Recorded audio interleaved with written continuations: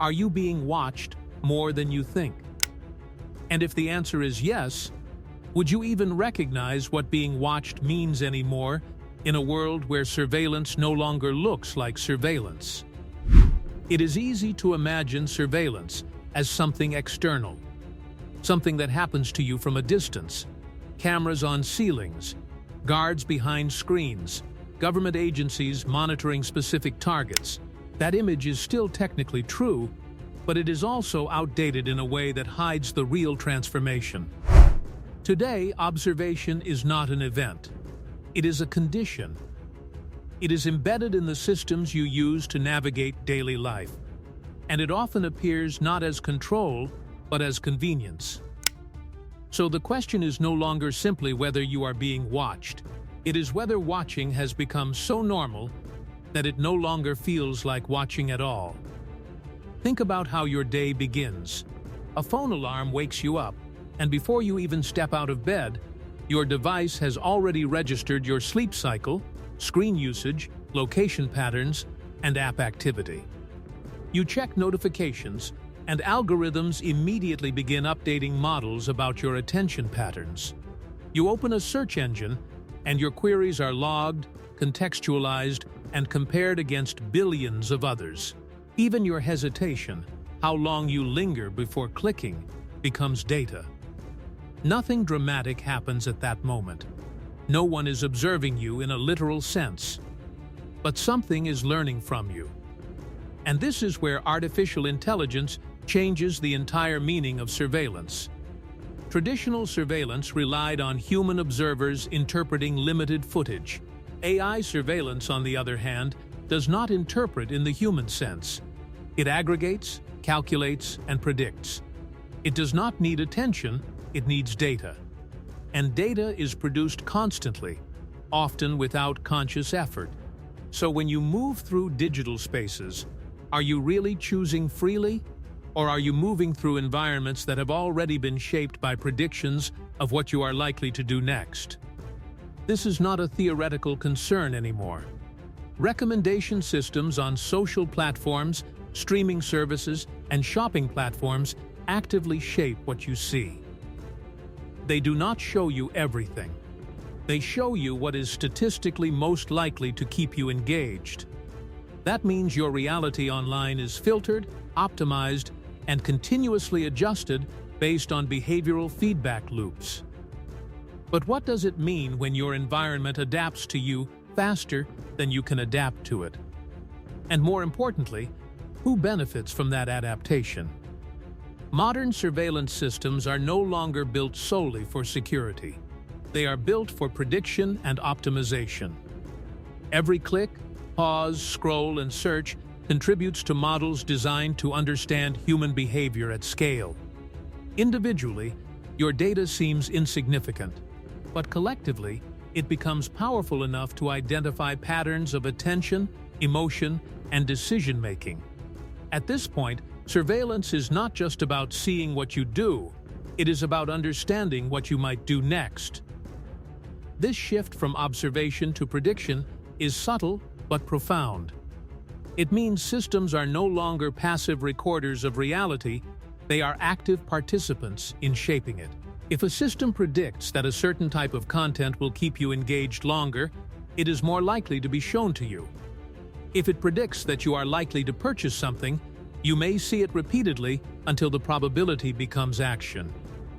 So are you making decisions, or are you responding to probabilities that have already been calculated about you? This question becomes even more complex when physical space enters the equation. Cities around the world are increasingly adopting smart surveillance infrastructure. Cameras equipped with AI can detect faces, track movement patterns, and analyze crowd behavior in real time. Traffic systems adjust automatically based on flow data. Public spaces are monitored not just for security, but for efficiency and prediction. If you walk through a city square, you may not see anything unusual. People are sitting, talking, moving through their routines, but behind the scenes, systems may already be analyzing crowd density, identifying individuals, and storing movement patterns for future reference. So when you are in a public space, are you still anonymous in the way people once assumed? Or is anonymity slowly becoming a historical concept rather than a present reality? There is also a quieter form of surveillance that often goes unnoticed: behavioral inference. Even without cameras or explicit tracking, AI systems can infer information about you based on indirect signals. Your typing speed can suggest stress.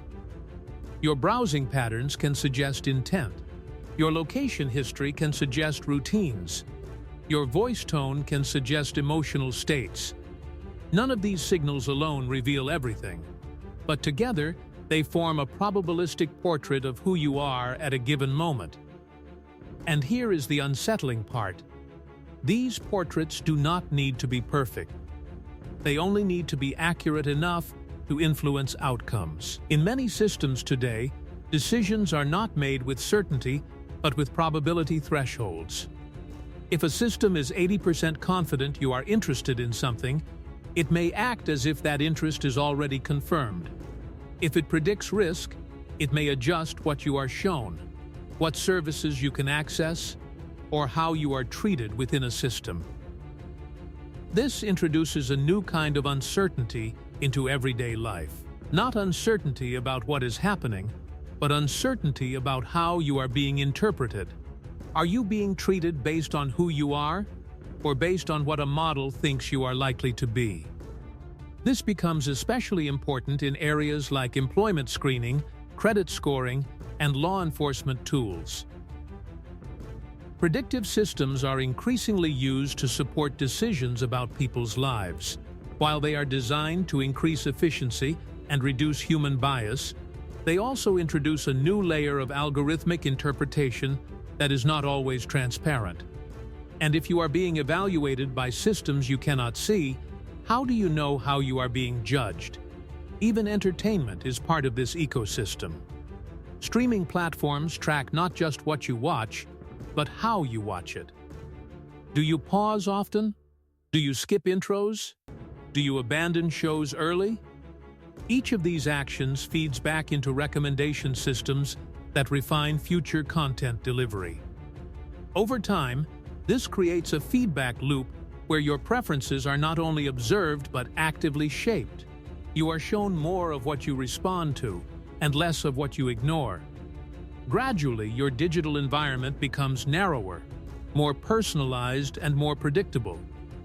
But is personalization the same as limitation? And if your choices are increasingly guided by systems designed to maximize engagement, how much randomness is left in your experience? The psychological impact of all this is subtle but significant. People often adjust their behavior when they know they are being observed. Even if surveillance is invisible, the awareness that data is being collected can influence expression. This can lead to self-censorship, not because of direct restriction, but because of perceived interpretation. What you say online, what you search for, and even what you hesitate to explore can be shaped by an awareness of potential monitoring. Over time, this creates a behavioral environment where individuals adapt themselves to systems before those systems explicitly intervene. So, is surveillance still something happening to you? Or something you are already internalizing? The issue is not simply the existence of surveillance, but its scale, opacity, and integration into everyday life without clear boundaries. When systems become deeply embedded in infrastructure, opting out becomes difficult. You can choose not to use a social media platform, but you cannot easily avoid cameras in public spaces, data collection in transit systems, or algorithmic filtering in digital services that are essential for modern life. So what does consent mean in a system where participation is often necessary rather than optional? In this environment, identity is not just something you possess internally. It is something that is continuously reconstructed externally through data. You are not only who you think you are, but also what systems infer about you based on patterns you may never see. And that leads to a final set of questions that are difficult to ignore. If you are constantly being interpreted by systems that learn from you, does your digital reflection become part of your identity? Because in the end, the real question may not be whether you are being watched more than you think. It may be whether watching is still the right word for a world where observation, prediction, and influence have become inseparable from daily existence. Would you like it? Hit the like button and subscribe to our channels for more interesting and informative videos.